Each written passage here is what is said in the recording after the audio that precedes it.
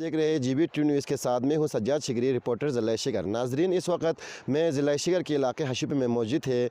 यहाँ हशीपे लकड़ी वाला पुल बंद रखने की वजह से ट्रांसपोर्ट हज़रात और दीगर लोगों को सफ़र करने में बहुत सी मुश्किलात का सामना करना पड़ रहा है, जो कि हम आपको वीडियो में दिखाएंगे। दूसरे रास्ते किस हद तक ख़तरनाक है। लिहाजा ज़िले इंतज़ामिया से हम गुजारिश करते हैं कि सर्दियों के मौसम में लकड़ी वाले पुल को बहाल किया जाए। साथ ही साथ ज़िले इंतज़ामिया